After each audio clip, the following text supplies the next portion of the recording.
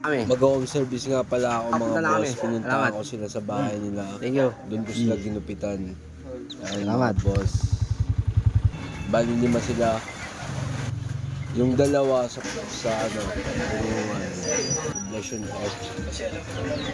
At yung tatlo sa Sinulatan first. Ayun mga boss. Eyebrow reshape. Lahat ginawa ko para pogi at all goods. Let's go. Maulan nga pala ngayon dito sa lugar namin at ito, gupit nga pala ni Bossing ay modern mullet.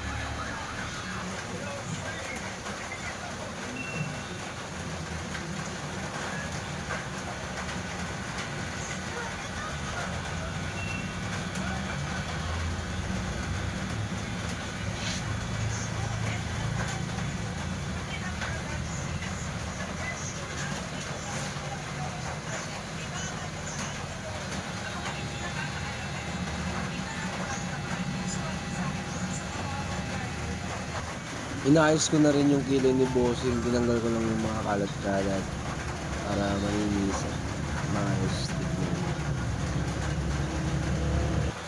Tinanggal ko na rin yung balbas ni Boss. At inaayos ko na rin yung bigote.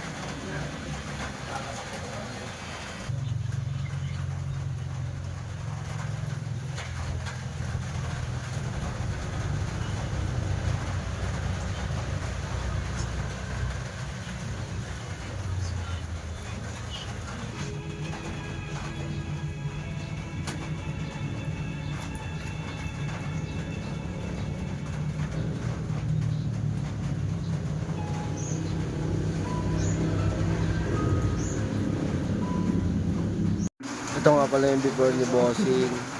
At ito na yung after. Modern mullet. New hairstyle ni Bossing ko ah. Ayan.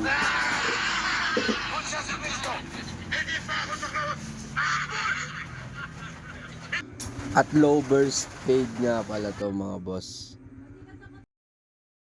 Muna tayo guys. Tara, let's go. Kami. Salamat. Thank you. At andito na nga pala ako sa Sinulatan first. Naggupit na ako ng number 16 clipper guard. Angas neto dahil meron siyang laro. Running. Kailangan hindi mahaba yung buhok. At ito na nga pala yung kinalabasan mga boss. Number 16 clipper guard. Angas yan mga boss. Pag gusto mo ng fresh haircut. At hindi siya mahaba. Saktuhan lang. Number 16 clipper guard.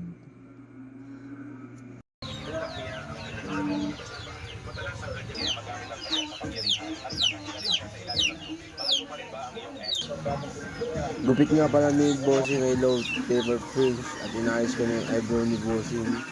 Nilinis ko.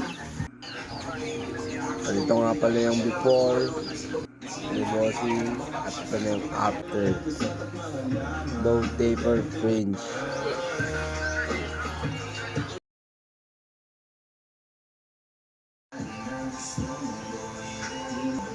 Ang gupit din pala ni Bossing ay drop fade.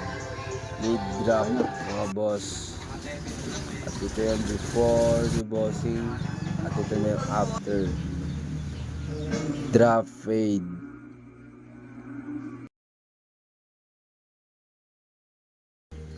At ayun, tapos na ako maggupit. Salamat. Uwi na ako at bye bye. Salamat.